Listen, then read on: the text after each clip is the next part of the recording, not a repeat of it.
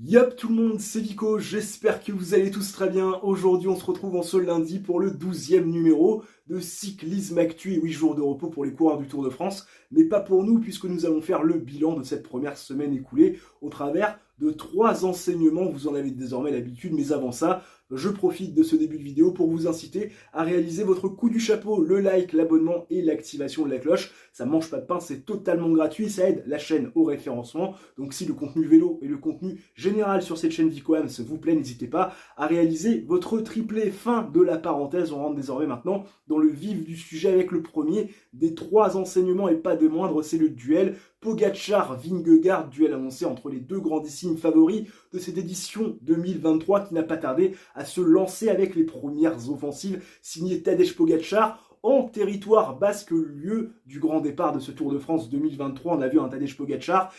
tester Jonas Vingegaard sur des montées courtes et sèches, plutôt à l'avantage du Slovène. Et puis on a vu également un Tadej Pogačar tenter aussi de se rassurer sur sa condition physique, lui qui a été victime d'une chute et d'une blessure au poignet sur Liège-Bastogne-Liège, qui a pris quelques semaines de retard dans sa préparation. Donc on avait à cœur du côté de l'équipe UAE et de Tadej Pogačar lui-même de se rassurer sur sa condition face à un Jonas Vingegaard. Pas véritablement d'écart sur la ligne entre le Slovène et le Danois, mais déjà des premières offensives qui ont permis à Tadej Pogačar de prendre des bonifications précieuses face à l'ami Jonas Vingegaard, tenant du titre de Tour de France, puisqu'il avait remporté l'épreuve en 2022 au nez et à la barbe, donc du jeune Slovène de 24 ans, Tadej Pogačar. Mais ça, c'était que l'apéritif, la mise en bouche, puisque derrière, les premières offensives, grandes manœuvres en montagne, ont eu lieu dans les Pyrénées, et notamment du côté de l'étape de Marie-Blanque, où on a décidé d'accélérer du côté de la Jumbo, essayer de faire mal à ses concurrents directs pour le podium, pour le top 5, et puis aussi pour revenir sur Jay Hindley qui s'était fait la malle, qui avait profité du cafouillis général en début d'étape pour prendre la bonne échappée. Il ira d'ailleurs s'imposer à ce moment-là, mais on a vu une Jumbo-Visma véritablement très entreprenante et une attaque de Jonas Vingegaard qui a laissé sur place l'ami Tadej Pogačar. Pogačar incapable de répondre à l'attaque de Jonas Vingegaard. Il y a eu 5, 10, 15, 20, 30 secondes, 40 secondes au sommet de Marie-Blanque. Et puis derrière, on a eu tout simplement Jonas Vingegaard qui a fait une course de folie, une descente extraordinaire. Et derrière, une phase de plat absolument fabuleuse pour reprendre encore plus de 20 secondes et mettre la minute à Tadej Pogačar, qui pourtant a été relayé notamment par l'équipe Groupama FDJ, puisque David Gaudu était lui aussi lâché. Tadej Pogačar qui a pris une énorme clap, qui a un énorme impact à ce moment-là. On pensait, en tout cas pour les plus crédules, que ça allait peut-être être déjà le début de la fin pour Tadej Pogačar, mais c'est mal connaître le Slovène qui a tout simplement mis en place une stratégie très simple: profiter de chaque montée, chaque centimètre carré quand la pente s'élève pour placer des offensives, et c'est ce qu'il a fait donc lors de l'étape du col d'Aspin, du Tourmalet et l'arrivée à Cauterets. On a vu une Jumbo-Visma extrêmement entreprenante qui voulait essayer tout simplement de mettre la tête sous l'eau à Tadej Pogačar, l'évincer de la course au maillot jaune. Mais on a eu un Jonas Vingegaard qui avait peut-être pas les mêmes jambes que lors de l'étape de Marie-Blanque, et on a vu tout simplement une Jumbo-Visma se faire contrer, puisque dans les derniers kilomètres, Tadej Pogačar a placé une accélération et a tout simplement mis plus de 25 secondes à Jonas Vingegaard, qui a tenté d'amortir l'attaque, et bis repetita du côté de la montée du Puy-de-Dôme, où on a eu une Jumbo-Visma qui a tenté de faire le rythme, et puis derrière ça s'est marqué, et puis l'attaque d'un des outsiders, suivi par Vingegaard et Pogačar, et puis la banderille du maillot blanc qui va petit à petit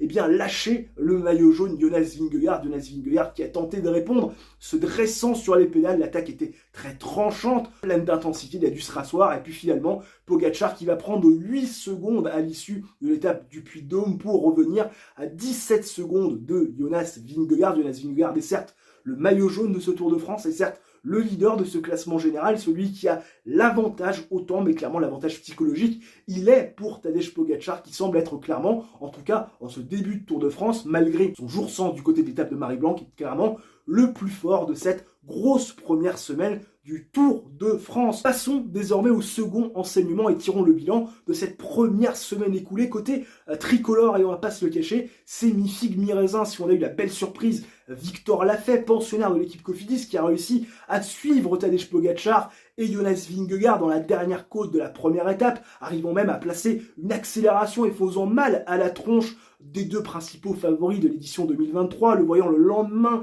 attaquer sous la flamme rouge, laissant de marbre l'équipe Jumbo-Visma et agaçant au plus haut point Wout van Aert, deuxième d'une étape qui lui semblait promise, puisque oui, Victor Lafay, le jeu de mots était tout à fait trouvé, le pensionnaire de l'équipe Cofidis, qui offre à l'équipe nordiste sa première victoire sur la grande boucle depuis plus de 15 ans. On va pas se le cacher, on n'a pas grand chose à se mettre sous la dent côté tricolore. Pourtant, il y avait des étapes qui pouvaient correspondre aux caractéristiques et aux capacités de nos Français. Il y avait des étapes de montagne. On attendait notamment Warren Barguil, totalement invisible sur cette première semaine du Tour de France, et en plus avec un message assez lunaire, puisque le garçon semble être plus concerné par l'après-Tour de France que par la grande boucle elle-même. On va pas se le cacher, quand vous avez participé au Giro et que vous participez au Tour de France dans la foulée, votre saison limite elle s'arrête après le Tour de France. Vous n'avez pas à penser à ce qui pourrait se passer après le Tour, vous devez tout simplement vous concentrer sur le Tour en lui-même. On espère qu'on retrouvera un Warren Barguil un petit peu plus en jambes et surtout un petit peu plus motivé en deuxième et en troisième semaine pour, si à défaut de ne pas gagner l'étape, au moins être offensif et se donner les moyens de prendre l'échappée et d'être acteur de la course. Et côté classement général, c'est pareil, on est loin, très très loin des ambitions affichées de David Gaudu qui voulait aller chercher un podium. Il est loin, très loin, il ne semble pas avoir la patte et surtout il est incapable de suivre les principaux outsiders et prétendants à la dernière marche du podium. Et puis côté Romain Bardet, c'est vrai qu'il y a pas mal de jours sans, on l'a vu notamment du côté du Puy-de-Dôme, être victime de la chaleur et du rythme imposé toute la journée. Il a terminé loin, très très loin, et aujourd'hui ne pourrait plus clairement aspirer à un top 3 et il serait peut-être temps, pourquoi pas,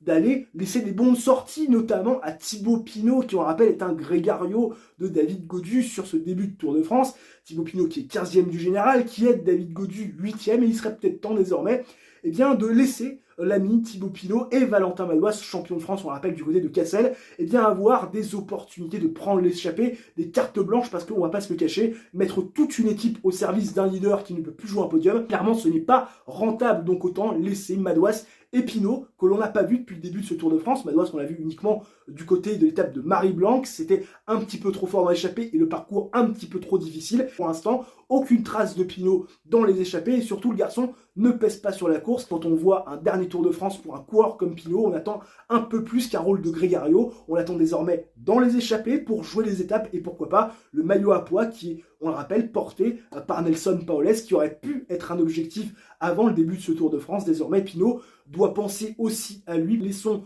à Gaudu 3-4 équipiers et laissons la possibilité à Madouas et à Pinot d'aller chercher une victoire d'étape. Ça sera clairement l'objectif de cette deuxième et troisième semaine du côté des Français capables de faire des choses dans les étapes de montagne. Passons désormais au troisième et dernier renseignement de cette première semaine écoulée qui va peut-être en surprendre plus d'un, mais moi c'est clairement ma déception de ce début de Tour de France, celui du trio infernal, ce qu'on considérait avant l'avènement de Pogacar et d'Evenepoel comme étant les trois fantastiques. Je veux bien sûr parler du trio Van Der Poel, Van Aert, Alaphilippe. Alors certains vont me considérer comme étant un petit peu dur, mais on va pas se le cacher, c'est un trio atypique et on attend forcément quelque chose d'atypique de ces trois garçons. Un vélo champagne, un vélo décomplexé, un vélo qui casse les codes, un vélo pratiqué à l'ancienne, qui donne du spectacle et procure des émotions. Et là on va pas se le cacher, après 9 étapes, c'est pas ça qui est ça. Alors certes on a eu un Wout van Aert très entreprenant et très impressionnant du côté de l'étape du col d'Aspin, col du Tourmalet, arrivé à Cauterets, qui était présent dans l'échappée, qui s'est même, souvenez-vous, fait rouler dessus par sa propre équipe, image assez cocasse.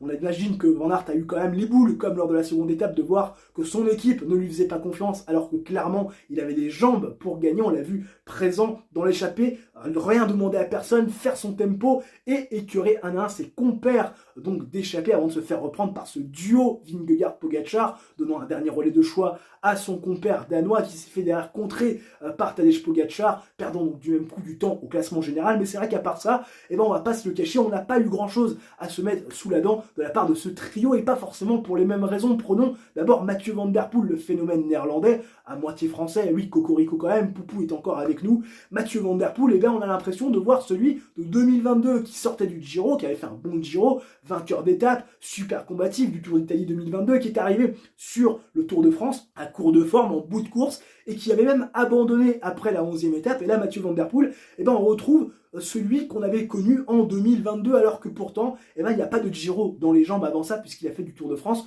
Son unique objectif, en tout cas pour les grands tours, il avait de l'ambition, pourquoi pas prendre le maillot jaune du côté du Pays Basque, et on l'a vu incapable de suivre Vingegaard et Pogacar, incapable aussi quelque part de se mêler à la lutte pour le maillot jaune, incapable derrière dans les étapes qui ont suivi de prendre les bonnes échappées, de sentir les bons coups, de peser sur la course, bref, un Mathieu Van Der Poel qui est cantonné à un rôle de poisson pilote, de lanceur, donc de luxe pour Jasper Philipsen. Alors Mathieu Van Der Poel est certainement le meilleur poisson pilote du monde pour le meilleur sprinter du monde, mais on va pas se le cacher, quand on s'appelle Mathieu Van Der Poel et qu'on est présent sur le Tour de France, eh ben on attend mieux que trois simples poissons pilotes et donner des victoires de prestige à Jasper Philipsen. On s'attend aussi à pouvoir peser sur la course, et pour l'instant c'est pas ça qu'est ça, tout comme Julian Alaphilippe qui avait rassuré son monde après une belle victoire sur le Critérium du Dauphiné où il avait bien calmé tout le monde, on se souvient de ce geste, et puis cette 10e place aussi au classement général qui pouvait laisser penser que le garçon allait pouvoir se battre d'abord pour le premier maillot jaune et surtout pouvoir peser sur le Tour de France et surtout aller pourquoi pas chercher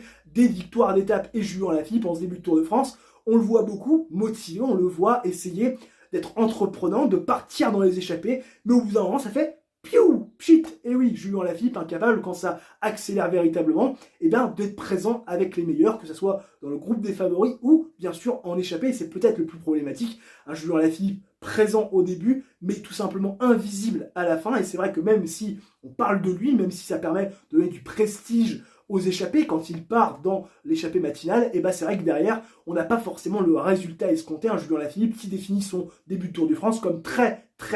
compliqué. En tout cas, on espère qu'il y aura du côté de Julian un renouveau, en tout cas une réaction en deuxième ou en troisième semaine, parce que ça serait quand même une déception s'il n'est pas capable d'aller chercher une victoire d'étape, en tout cas de ne pas le voir peser sur la course. Pour Wout van Aert, c'est un petit peu différent. Wout van Aert, on en a parlé, il semble quand même avoir la patte en ce début de Tour de France. Quand tu vois ce qu'il a réalisé sur le col d'Aspin, le col du Tourmalet et arrivé à Cauterets, c'est difficile de penser le contraire. Mais Wout van Aert, depuis le début de ce Tour de France, il semble quand même agacé par le comportement général de son équipe de la Jumbo-Visma. On témoigne de ce qui s'est passé lors de la seconde étape, on se souvient de cette attaque quand même très tranchante, certes, de Victor Lafay au kilomètre, mais aucun équipier pour aller faire le travail, alors que Vingegaard était présent, qu'il avait certainement les jambes pour permettre à Wout van Aert de se rapprocher de Victor Lafay et d'aller chercher une victoire qui lui semblait promise. On se souvient également de ce qui s'est passé dans l'étape de Cauterets. Wout van Aert qui est présent dans l'échappée, il semble être le plus fort d'ailleurs de ce gros groupe qui s'était isolé à l'avant. Et il entend quoi dans l'oreillette? Que l'équipe Jumbo-Visma est en train de faire le tempo. Pas rien comprendre. Alors certes, il y a l'objectif du classement général, on voulait peut-être mettre la tête sous l'eau à Tadej Pogacar une bonne fois pour toutes, mais quand t'es devant, que tu sembles avoir de super jambes et que possiblement tu te sens capable de gagner, quand t'entends que ta propre équipe te roule dessus, ça doit quand même un peu énerver. On se souvient aussi de ce qui s'est passé à Limoges, très bien emmené dans le sprint par Christophe Laporte. Malheureusement, il se fait enfermer et incapable de pouvoir jouer sa carte face à Mats Pedersen, vainqueur à ce moment-là, alors qu'il était certainement le plus fort. Bref, un Wout van Aert qui a quand même une attitude assez négative depuis le départ de cette grande boucle, et on espère qu'on va avoir une attitude un peu plus positive, un peu plus de sourire sur le visage aussi de Wout van Aert, parce que ça se ressent dans sa façon de courir, dans sa façon de faire du vélo, et on espère aussi et surtout qu'il va chercher une belle victoire d'étape avant la fin de ce Tour de France, parce que possiblement Wout van Aert, il pourrait quitter le Tour de France avant son terme, puisque sa femme est enceinte, et il l'a dit et répété, il ne louperait pour rien au monde la naissance de son enfant à naître. Donc on espère un Wout van Aert un petit peu plus positif à l'issue donc du journée de repos, et surtout un Wout van Aert qui sera capable d'aller chercher une victoire d'étape avant sa fin plutôt prononcée du Tour de France. Bref, j'espère que cette vidéo vous aura plu. Si c'est le cas, les gens, n'hésitez pas à réaliser votre coup du chapeau, le like, l'abonnement et l'activation de la cloche. J'en ai parlé bien sûr en début de vidéo. D'ici là, portez-vous bien, ciao, bye et à la prochaine.